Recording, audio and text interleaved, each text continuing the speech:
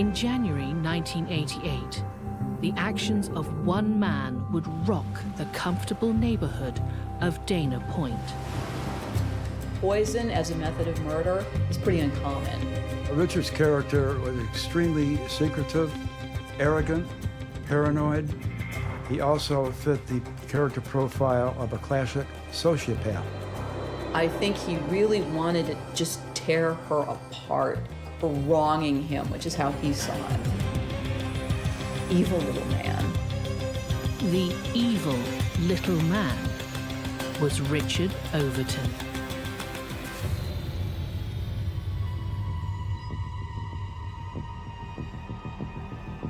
While loading the family van in the driveway of their home, 17-year-old Eric Overton could only watch on helpless as his mother, Janet, fell to the ground. Richard helped her into the bathroom, being the caring husband that he was. Janet got violently ill in the bathroom. While Janet was getting ill, Richard called 911, and the paramedics were on their way. I think Janet was in the ER maybe for less than 1 hour. And that was when Nurse Judy Claypool came out and said that, Mr. Overton, yes. Mr. Overton, I'm very sorry. We did everything we could. Janet's gone. And Richard just turned his head away and started, oh my God, oh my God. Eric's eyes filled with water. He just heard that he lost his mother. It was January 24, 1988. 46-year-old Janet Overton died in hospital just a short time later. Her cause of death was recorded as unknown, but her husband knew different. Poisoning is a cowardly kind of crime. It's also sadistic. You have a person who wants to commit murder, but you also have a person who's willing to watch someone suffer and die, and usually for a protracted period of time, to poison someone to death and live in the house with them and watch them die. That's torture. A stay-at-home mum who had recently re-entered the workforce, Janet Overton was popular in the Dana Point community. She's very knowledgeable, very likable, very adaptable personality. She got on the school board, she ran for re-election, and she got re-elected. And then from there, she was rotated into being president of the school board, which just irritated the heck out of Richard because he had a PhD in psychology, and his wife was mostly a housewife who was a high school graduate. She was, in stark contrast to her husband, she was very well liked in the community. She was known as a caring woman, hard worker. No one had a bad thing to say about her. Janet's husband, Richard, was a computer consultant and a college lecturer. Although the couple had been married 19 years, he and his wife seemed polar opposites. Where she was friendly and approachable, he was aloof and even arrogant. People who talked to him for any length of time often later described him as, they got the feeling he always felt he was better than whoever he was talking to. And that would be wearing just in casual conversation. But if you lived with someone like that, it had to have been awful. The classic sociopath is a very intelligent person. Richard's IQ was 180 with a red bullet. They're very charming. Richard was married 4 times, very intellectual, and he felt that because of his PhD and his level of intelligence, it put him several cuts above other people. If you met him in a social situation and he felt that you were not on his intellectual level, he would walk away from you in mid-sentence. You weren't entitled to talk to him. If he was the most important person in his universe, he couldn't understand why he wasn't the most important person in his wife's. And she had to pay for that, and she did with her life. In the months leading up to her death, Janet Overton was frequently ill. One of my neighbors was a very good friend of hers and used to go over to the hospital to see Janet all the time. She was in and out of San Clemente Hospital numerous times with long illnesses, irritations to the skin, nausea, vomiting, and the blood tests couldn't determine anything. Each time Janet was hospitalized, she seemed to take longer to recover. Internal bleeding, violent nausea, and skin irritations all over, everywhere.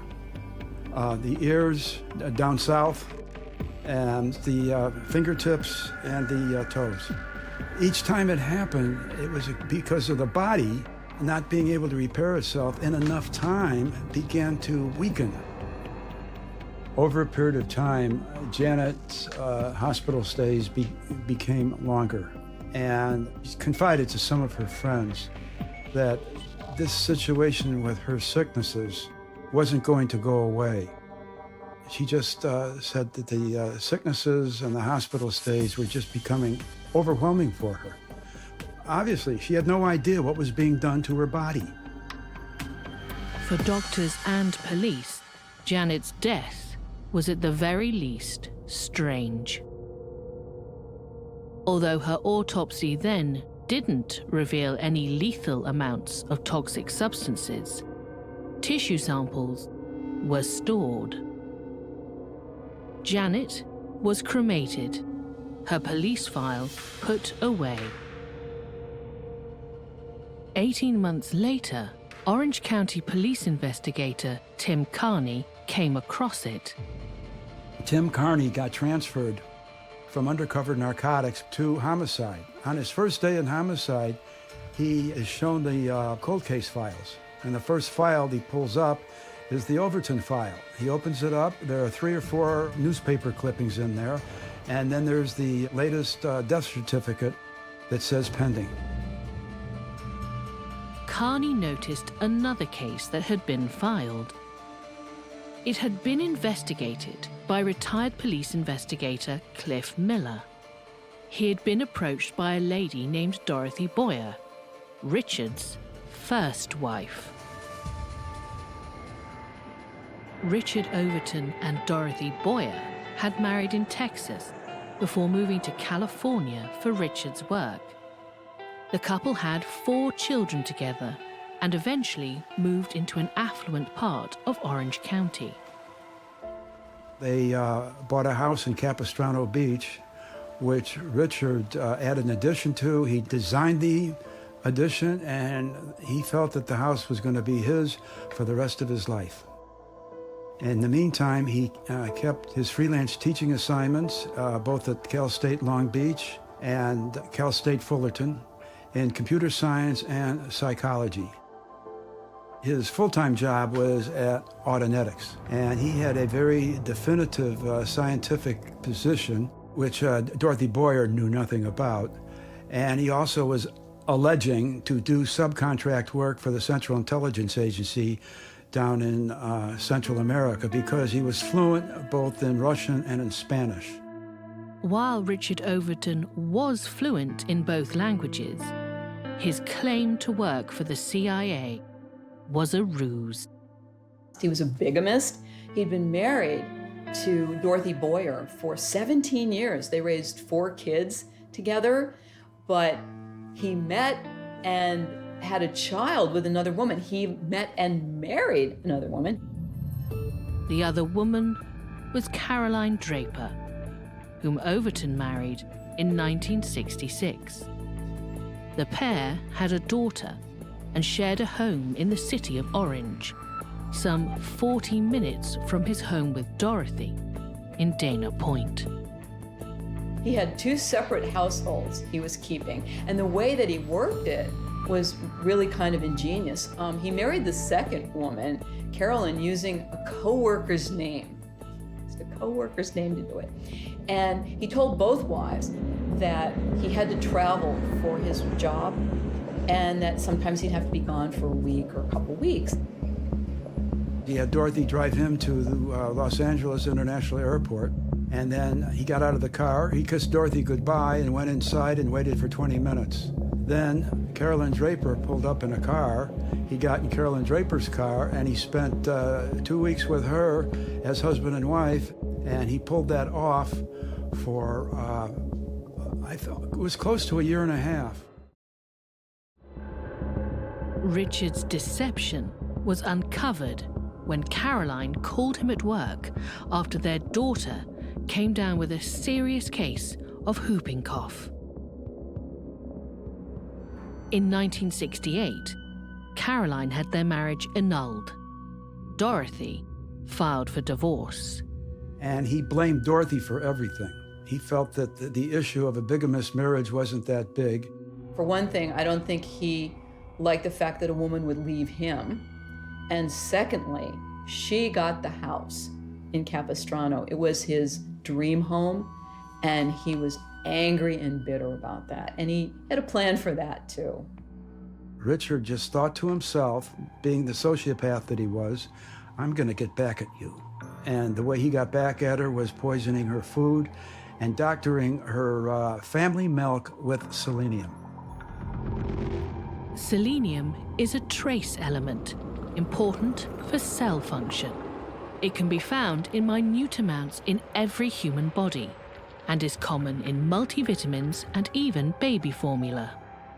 But in high doses, selenium is toxic.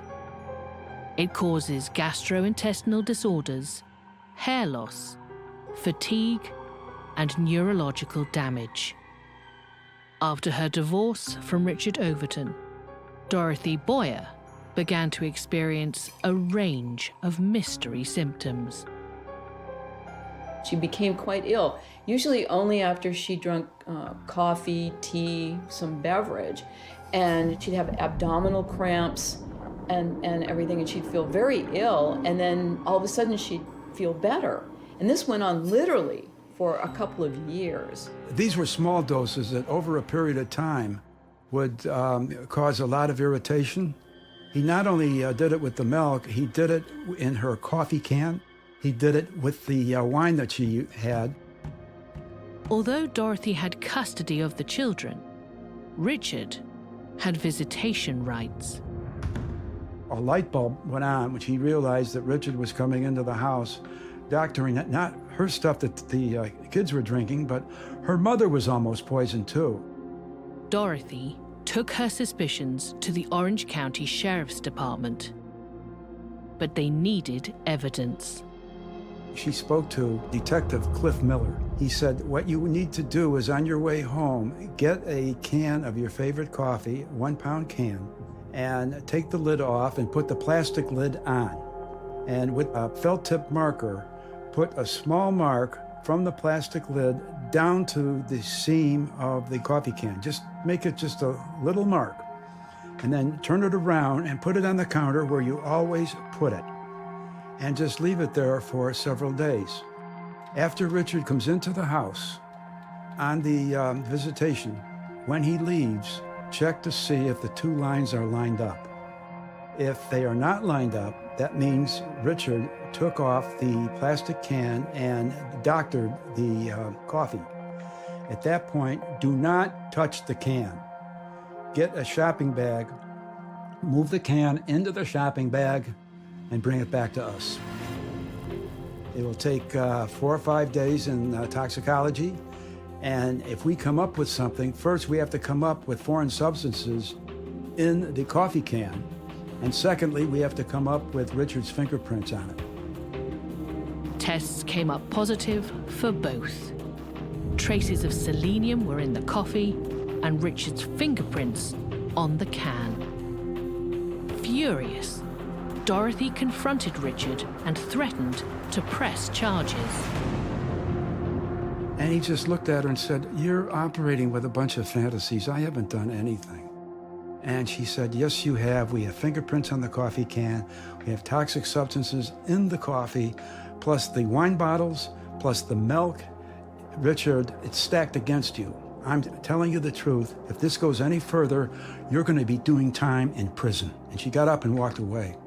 Richard sat there and ordered his lunch. In the end, Dorothy agreed not to press charges, as long as the poisoning stopped and he sought help. Moving on with his life, Richard married for a third time, this time to Janet. Dorothy had the guilt for not pressing charges for the rest of her life. Once they had Dorothy's story, then it was like, okay, maybe this wasn't a natural death at all. And they started looking at him hard for this. A re-examination of Janet Overton's tissue samples involving international toxicologists revealed traces of cyanide. Richard had been stealing vials of it from the garage of a business partner with mining interests. Tim Carney and his partner began exploring the Overtons' relationship. They soon learned the marriage was not what it seemed. It was a troubled marriage. Separate bedrooms, separate meals. They were even arguing about who is going to fix the latest thing wrong with the refrigerator. In and out, back and forth. Husband came in, wife came in. Nobody was speaking to each other, back and forth. And the tension just rose. Eric grew up in that type of environment. It superficially looked pretty good on the outside looking in, but then they started hearing things like they don't sleep together anymore. They haven't been intimate in quite a while. She was having an affair. And then they start to look at jealousy as the motive. One day, Carney spoke with Janet and Richard's son, Eric. He had 2 or 3 introductory questions. And finally, with the 4th or 5th questions, he said to Eric, blood being thicker than water, Eric, do you think that your father killed your mother? And Eric paused, he looked away, and he looked back at Tim, and he said, yeah, he could have. And right then and there, Tim knew instinctively, a son saying this about his own father. He felt that he had something there.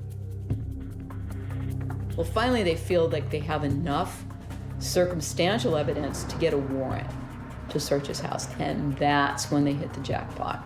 And at that point, they went to Richard's house, cold, right in with the search warrant, and confiscated 40 bound journals in Richard's minuscule handwriting and 132 floppy disks that Richard was keeping over a period of years.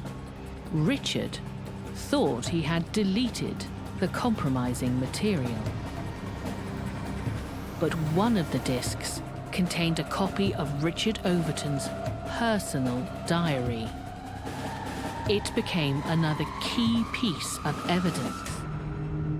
He didn't realize that in the floppy disk days, even though you can delete it, it's still on the file. And with that, they had a data recovery company up in San Francisco who got in and were able not only to get into the various files, but Richard sometimes, he had his own encryption system. Since he was fluent in Russian and in Spanish, what he would do, he would put his initial thoughts down in Spanish, then go over and encrypt that into Russian, then erase the English part of it. That's how secretive and paranoid he was. And in this diary was every single bit of animosity and venom that he felt towards his deceased wife. He went into great and gory detail about her alleged by him affairs in meticulous detail. He recorded everything. He even recorded the deleterious effect that his crumbling marriage was having on his bowel movements, which is way too much information for people. But he did this all, and this was just like a roadmap for detectives about how he felt, and how he would, and why he killed her. He was consumed with jealousy. Richard's diary revealed that he had been slowly poisoning Janet with selenium long before he administered the lethal dose of cyanide. He mixed selenium with cyanide to slow down the process of cyanide. The purpose of cyanide is, once it gets into your system in whatever dose, it will slowly go up through the bloodstream to the brain. And just like Lou Gehrig's disease, ALS, it will shut down the brain. He didn't use a single poison. He used them in combination, and he used them in different ways. He put cyanide, because usually when you think someone's poisoning you, they're probably going to put it in your food or drink. And he did that. But then he also used selenium, and he put it in her mascara. The effects on her were devastating. Both of those are just awful, awful poisons. He was putting it in a cosmetic that his wife used to beautify herself, presumably for another man. She was having an affair. So not only was that a cowardly thing to do, it was really an overt act, like, I'm gonna sabotage this, I'm gonna sabotage your looks. That he chose to poison a cosmetic as well as anything she'd be ingesting. Really interesting and totally diabolical. And I think he enjoyed it. I think poisoners do. He had to watch his wife suffer, physically tormented daily. Sometimes her clothing, because she was so sensitive from the poisons, her clothing, just the feel of it, just the weight of it on her skin was excruciating for her. He had to be willing to watch that. Not only was he willing, I think he was quite enjoying himself the whole time. He was punishing her for her infidelity. He was punishing her for that. In his diary, Overton listed 17 men with whom he suspected Janet of having an affair, and made references to what he called her seduction gear that included condoms and sex aids. He has 17 people in mind that she's having. This is ridiculous. No one has that much time in their day to conduct 17 affairs. She was having an affair, not 17. Richard Overton was indicted on October 1st, 1991, and charged with the first-degree murder of his wife, Janet Overton. His trial began on June 9 the following year. 7 weeks later, it was declared a mistrial. On July 23rd, 1992, Overton was taken to hospital.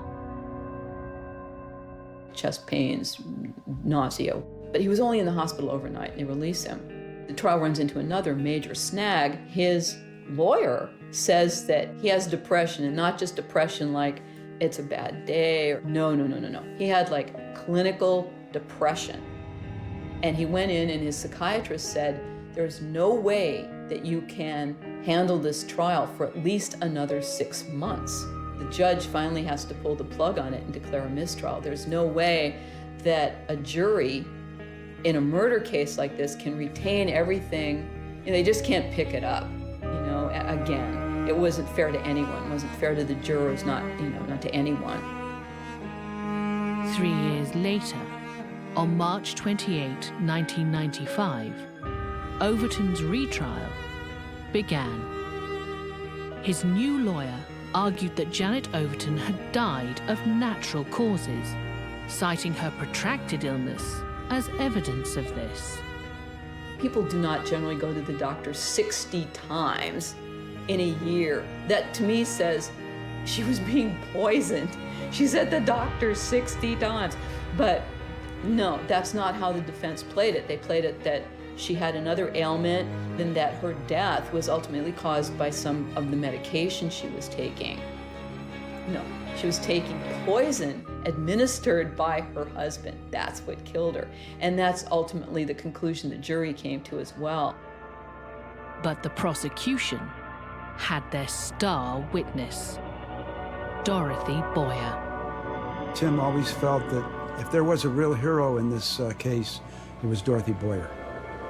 Her testimony was damning.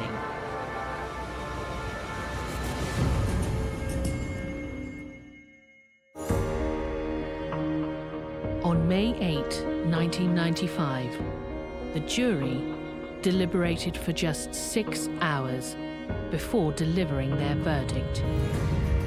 Richard Overton was found guilty of first-degree murder. He was sentenced to life without parole. It had a profound effect on the Dana Point community. Dorothy Boyer died in 1999 of lymphoma, likely caused by her prolonged exposure to selenium. A decade later, Richard Overton died in a prison hospice from diabetes and advanced dementia. He was 81. To me, it's kind of ironic that this man who placed so much importance on his intellect and was so arrogant about it, I think it's the arrogance that is so appalling, but it's ironic to me that what he died of, or he had dementia. So his brilliance, his brain it wasn't worth anything to him at the end. Janet's son Eric, meanwhile, has quietly moved on with his life, determined to put those sinister events behind him.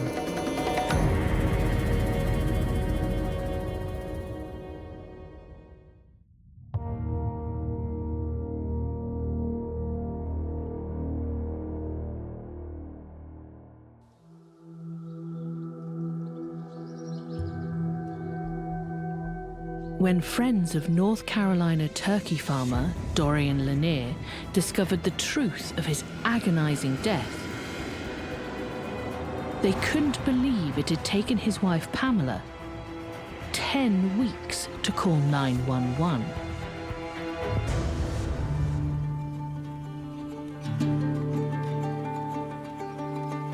"56-year-old Dorian Lanier was a farmer from Duplin County, North Carolina. Relatives had established themselves in the area generations ago. So you have all types of agriculture that goes on there. People grow tobacco, some cotton, but there's also a bit of farming relative to cattle, turkeys, this sort of thing. Born in November 1955, Pamela Jeanette Saunders had already been married 3 times by the time she met Dorian. Her 4th husband's passing had left her a widow for the 2nd time. In December 1993, Dorian and Pamela tied the knot and settled down in rural Chinkapin. He marries Pamela Lanier. She moves in the farm with him. They get along fine for a couple, 3 years. Everything's cruising along hunky-dory. But 3 years into their marriage, the couple were hit by a terrible event. On December 10th, 1996, Dorian was working on the property of his longtime friend Jackie Hatcher when Pamela called. Unfortunately, a few years into the marriage, Dorian's house actually caught a fire and burned down, taking everything that Pamela and Dorian had worked hard to build together. Although the loss of their home was a shocking blow, the insurance payout enabled Dorian and Pamela to start afresh. He recovered about $125,000 in property insurance from the fire. As a result of this event, they were actually able, through tragedy, to realize a dream that Dorian had had for years and years, and that was to start his own turkey farm. He grew turkeys for one of the big turkey processing production companies that operates down in that part of the state. Multiple agents were administered to these turkeys to make them grow. One in particular that's called Nitro-3. The problem with Nitro-3 is that it contains arsenic. Arsenic makes up part of the active ingredient in Nitro-3 called roxazone. It's mixed along with their drinking water. So if they have the little troughs that the turkeys come in and ingest water out of, it's absorbed in trace amounts directly into their system and processed. And again, this goes to the end product, which you want large, plump turkey breasts in order to facilitate sale. The arsenic can actually interact with hormone production, and it triggers this hormone production. Thus, as the turkeys take it on in their drinking water, it causes them to grow exponentially. The couple seemed content as they worked on turning their fortunes around. But less than a year later, their happiness would be blighted again by another freak accident. This time, involving a bulldozer. Dorian had to remain busy all the time in the field adjacent to the area where the turkeys were, and he sustained a pretty nasty injury to his leg along the way, literally lacerating it on the side of a piece of equipment. It's at this point in time that Pamela took it upon herself to treat Dorian in her own way. Dorian had a notorious reticence of doctor visits and staved off an appointment for days after his incident. Dorian, who was never too fond of going to doctors, starts being exclusively attended to by his loving wife, Pamela Lanier. She took him to the home, propped him up in bed, and began to dress his injuries and feed him there. Dorian's recovery was very, very slow. Dorian's recovery wasn't just slow, it was noticeably secluded. Very few people have contact with him at this point. She keeps them away. And when people contact her and reach out to her to want to inquire about Dorian's condition, she'll say that he doesn't want to be bothered. He's sick and he's in bed and we're taking care of him. The problem is that Dorian was not healing as well as one might think over a period of time. All of a sudden, Dorian Lanier starts coming down with the classic symptoms of poisoning.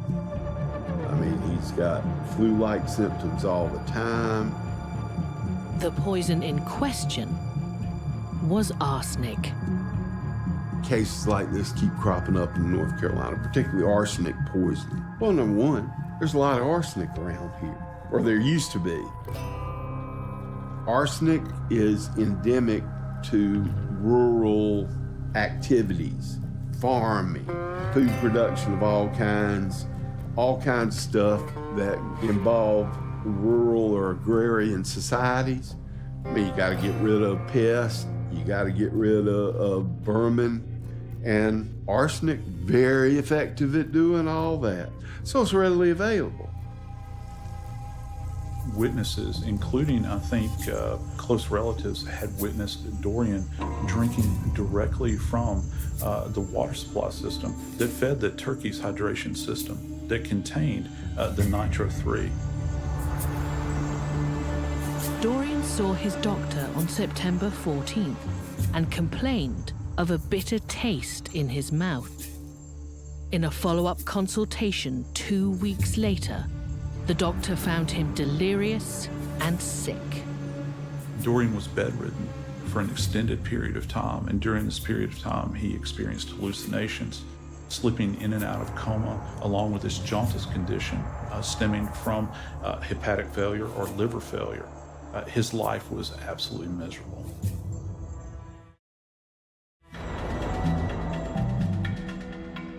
To ease her husband's pain, Pamela resorted to giving Dorian a painkiller she was well acquainted with. In 1997, Pamela had been diagnosed with migraine headaches. She had developed also some sores on her body as well. Pamela had developed quite the addiction to pain medication. As a matter of fact, it was determined later that Pamela had run up a debt of almost $10,000 so that she could acquire prescriptions for a painkiller. With a glaring bill escalating at the local Kenansville drugstore, and with no medical insurance to cover the costs, Pamela was under pressure to pay up. Pamela began to have to doctor shop to go about trying to get more of these drugs. Despite Pamela's attempt at treatment, Dorian's condition was getting worse. She covers his bed in a tarp, like you get from the hardware store, so that when Dorian throws up, when he has explosive diarrhea, when he gets in a really bad way, she can just kind of take the mattress outside and hose it off. He was laying in a state of filth, and so this tarp had been placed beneath his body to contain all of this waste product that was being produced by him at this point in time. Again, this is another indication of the impact that being administered this nitro-3 compound into the system that contained arsenic was having on his body. Enduring terrible pain, and now cognitively impaired, Dorian didn't see his own doctor for another 2 months. On November 17, 1997, he was back in hospital with nausea, diarrhea, and vomiting. He's got gastrointestinal distress. He's got, heart problems with his heart. Because the arsenic is literally processed through the liver, it has a tremendous effect on the chemical balance within the digestive tract, as say we're, for instance, processing food as waste products as it's going through. Because of this imbalance relative to the arsenic present in the liver, and that's transferred over into the gastrointestinal tract, you'll have things like chronic diarrhea, you'll have bloody stool, and then on the other end, you will have highly irritated esophageal problems, where you will literally have individuals vomiting blood. Despite his critical condition, Pamela took Dorian back home. On November 19th, family friend Jackie Hatcher paid a visit. Dorian's skin literally began to change color. Starting in the abdominal area, he became yellow in color, and this is tied back to what we refer to as a condition of jaundice. Alarmed at his friend's condition, Hatcher told Lanier to call for an ambulance immediately.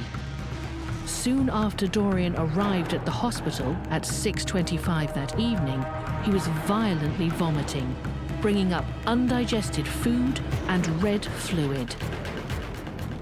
One of the reasons that you'll have this horrible outcome with arsenic is that it is literally a caustic substance. It could be compared, say for instance, a caustic ingestion of something like an acid, for instance, because of the imbalance at a chemical level. It creates an imbalance within the gastrointestinal lining where the actual lining itself becomes highly irritated and the individual is incapable of processing food appropriately. By 11 o'clock that night, 56-year-old Dorian Lanier was dead. In most locations, if an individual arrives at a hospital unconscious and dies within 24 hours of admission, automatically this case is reportable to the medical examiner or the coroner. And in Dorian's case, it was. Further investigation along with the autopsy results indicated that he had heavy metal poisoning, specifically arsenic, in his system. The police and the State Bureau of Investigation started investigating, mainly at the behest of Dorian's family, because they don't understand what's happened to him. In particular, Dorian's family wanted to understand how so much arsenic had ended up in his body. A clue was right there on the farm. So if you were to administer pure nitro-3 to a human being, say for instance, if you just completely laced their food with a massive dosage of it, death would be very sudden. But if the nitro-3 is administered over a long, protracted period of time, you'll see the individual becoming progressively more and more ill. You'll have things that will occur like skin color changes, jaundice because it begins to affect the liver, hallucinations, and terrible gastrointestinal problems as well. visitors to the Lanier's farm had seen Dorian sipping from the turkey's water supply. Some people put forth the theory that Dorian was not dosed by Pamela, but by himself over a protracted period of time. Could Dorian have been unwittingly poisoning himself by drinking from the arsenic-dosed water hose? It was plausible, but when police began digging into Pamela's past, they became doubtful. During the process of the investigation, they discovered that Pamela had actually been involved in an earlier case, in an earlier relationship, had drowned down at the North Carolina coast in the Sound. That relationship was with Johnny Ray Williams.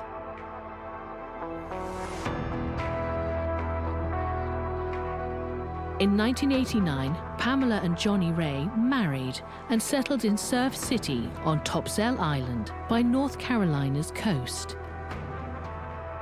While Pamela manned a surf shop, Johnny Ray worked at a fishing tackle store. A keen fisherman himself, he had crab pots in the intercoastal waterway behind their mobile home. On August 20th, 1991, Johnny Ray, a heavy drinker and smoker, was admitted to hospital feeling confused and unable to speak clearly. 2 weeks later, on September 4th, he received medications after a follow-up visit. Late that night, before turning in, he decided to check on his crab pots outside their trailer. But he didn't come back. Pamela and Johnny didn't own a phone, so she ran to her neighbor's home, begging them to call 911. When Johnny Williams was found deceased, he was found floating in only 3 or 4 feet of water. Pamela had put forth that he had drank copious amounts of alcohol that night, in addition to have taken Benadryl. His death was initially thought to be an accidental drowning. No autopsy was performed. It's often the case with drownings. No autopsy, usually because there's not one needed. I mean, drowning's pretty evident as far as the cause of death. They were in deep financial trouble. As a matter of fact, they had a rather large piece of property that was about to be foreclosed on. When Johnny died, and that property was left in entirety to Pamela. In addition, Pamela got almost $24,000 in insurance policy money. Duplin County investigators thought 2 husbands dying from 2 accidental deaths was too much of a coincidence. What's particularly interesting about Johnny's death is that Johnny had worked and lived around the water for his entire life. He was found immediately adjacent to the dock in only 3 to 4 feet of water. It's been said that Johnny was an excellent swimmer. So this gave an indication to the DA at that point in time that maybe there was more to Johnny's death. Duplin investigators noticed another parallel. In the end, she stood to gain quite a bit of money as a result of the death of Dorian. Selling Dorian's bulldozer and tractors accrued Pamela over $21,000, while an option to purchase Dorian's farm in Duplin County earned her nearly $250,000. In addition to an addiction that Pamela had developed for prescription medication, it would appear that Pamela developed an addiction to money as well. Duplin County investigators thought as much, and in January 1999, charges were filed against Pamela for first-degree murder.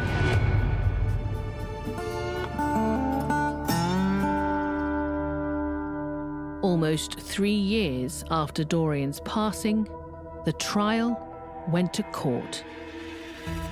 In a rare decision, the court allowed the prosecution to present the circumstances of Johnny Ray Williams' death to support their murder charge against Pamela.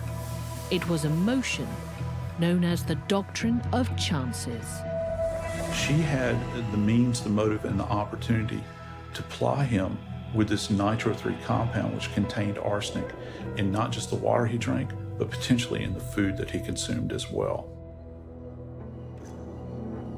The prosecution's use of the doctrine of chances helped to seal Pamela's fate. And on November 29, 2001, the jury found her guilty.